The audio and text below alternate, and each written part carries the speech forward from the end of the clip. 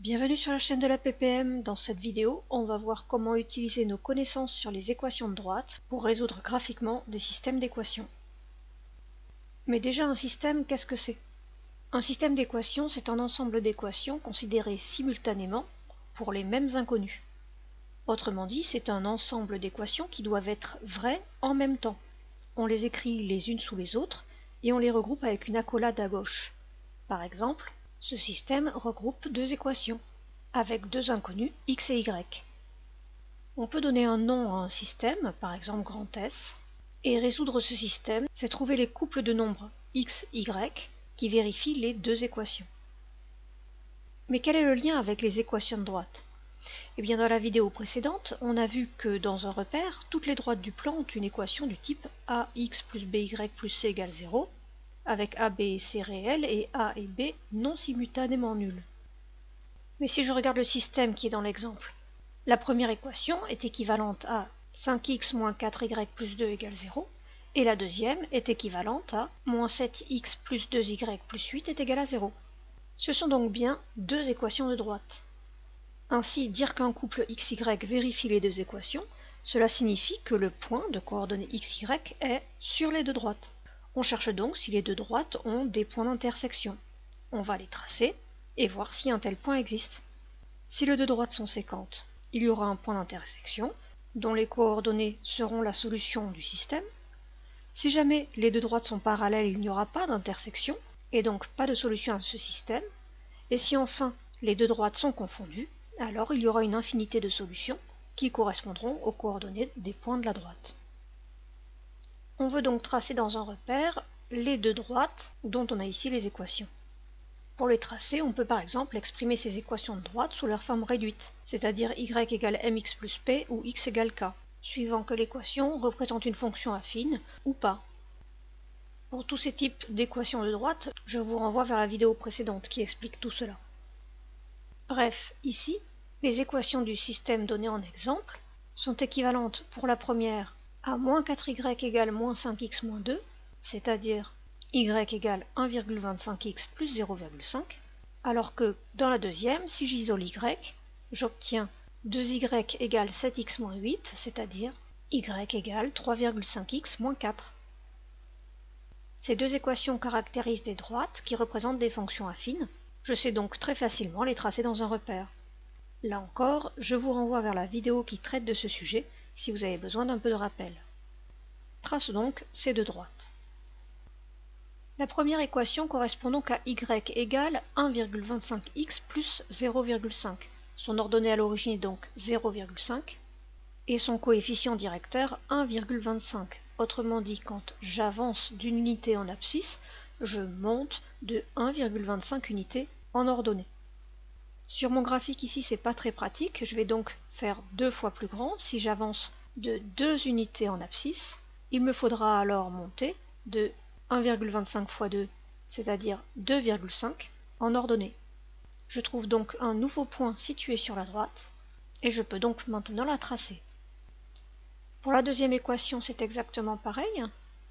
Y égale 3,5x moins 4, l'ordonnée à l'origine est moins 4, et le coefficient directeur est 3,5, autrement dit, quand j'avance d'une unité en abscisse, je monte de 3,5 unités en ordonnée. Je trouve ainsi un nouveau point de la droite, et je peux donc la tracer. Mais on a dit que pour qu'un couple xy soit solution du système, il suffit qu'il corresponde aux coordonnées d'un point qui est à la fois sur les deux droites, c'est-à-dire un point d'intersection de ces deux droites. Et justement, ces deux droites ont un point d'intersection, ici. Ces coordonnées sont 2 en abscisse et 3 en ordonnée. Attention, il s'agit d'une lecture graphique, donc d'une conjecture ou d'une valeur approchée. En traçant les deux droites correspondantes au système, on peut lire graphiquement qu'une solution semble être le couple 2, 3. Il est ensuite possible de remplacer x par 2 et y par 3 dans les équations pour voir si elles sont effectivement vérifiées. On se rend alors compte que ce couple est effectivement solution. Il est également possible de résoudre le système par le calcul. Il y a deux méthodes, la méthode par substitution et la méthode par combinaison. Je vous mets les liens vers les vidéos qui présentent ces méthodes. Bien sûr, on aurait également pu utiliser l'outil numérique et tracer les deux droites sur GeoGebra, par exemple, pour ensuite directement aller lire les coordonnées de l'éventuel point d'intersection. Voici ici ce que donnerait une telle construction. Il m'a suffi d'entrer les équations de droite dans la barre de saisie et ensuite de venir lire les coordonnées. Un des avantages de GeoGebra, c'est que l'on va pouvoir zoomer ou dézoomer si on a besoin de davantage de précision. Et maintenant, c'est à vous. En traçant les droites dans un repère, résolvez graphiquement ces deux systèmes. Faites d'abord votre construction sur feuille quadrillée et éventuellement ensuite allez vérifier sur GeoGebra ou avec votre calculatrice. Mettez donc cette vidéo en pause, faites vos recherches et remettez la vidéo en route pour avoir la réponse. Vous êtes prêts? On corrige. Comme tout à l'heure, le système est constitué de deux équations de droite dont je vais donner les équations réduites. La première équation correspond à 2y égale moins x plus 7 en isolant y, et la deuxième à moins y égale moins 4x plus 1. Pour isoler complètement y, je divise par 2 les deux membres de la première égalité. Je trouve y égale moins 0,5x plus 3,5, et dans la deuxième, je divise les deux membres par moins 1. J'obtiens alors y égale 4x moins 1. Ces deux équations caractérisées droites qui ne sont pas parallèles à l'axe des ordonnées, autrement dit, elles représentent des fonctions affines. Dans la première, y égale moins 0,5x plus 3,5, l'ordonnée à l'origine est 3,5, et le coefficient directeur moins 0,5 m'indique que quand j'avance de 1 unité en abscisse, je descends d'une demi-unité en ordonnée. J'obtiens donc un nouveau point, et il ne me reste plus qu'à tracer la droite. De même pour la seconde équation, y égale 4x moins 1, l'ordonnée à l'origine est moins 1, et le coefficient directeur est 4, autrement dit quand j'avance de 1 unité en abscisse, je monte de 4 unités en ordonnée. Je trace la droite, et il ne me reste plus qu'à lire les coordonnées du point d'intersection. Ces coordonnées sont 1, 3.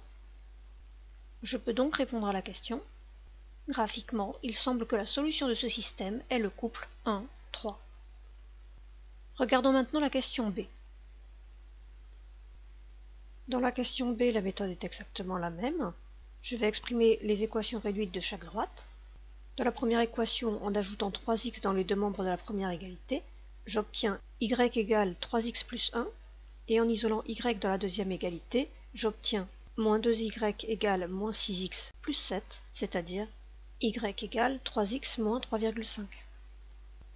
Cela correspond bien à deux équations de droite représentant des fonctions affines, mais elles ont le même coefficient directeur, c'est 3. Donc ces deux droites sont parallèles. Par contre, elles n'ont pas la même ordonnée à l'origine, 1 et moins 3,5. Elles ont donc la même direction, mais elles ne sont pas confondues, elles sont strictement parallèles. Autrement dit, elles n'ont pas de point d'intersection. Je pourrais donc répondre d'ores et déjà à la question. Le système proposé n'a aucune solution. En traçant les deux droites comme cela est demandé, on constate bien qu'elles sont parallèles et qu'il n'y a donc bien aucune solution à ce système. De cette vidéo, que faudra-t-il retenir? Que résoudre un système d'équations, c'est chercher les inconnus qui vérifient simultanément toutes les équations du système. On peut alors obtenir une valeur approchée des solutions en traçant la représentation graphique de ces équations dans un repère, et on lit les coordonnées des éventuels points d'intersection sur le graphique. Si cette vidéo vous a plu, vous pouvez mettre un pouce bleu, vous abonner et mettre un commentaire. A bientôt sur la chaîne de la PPM.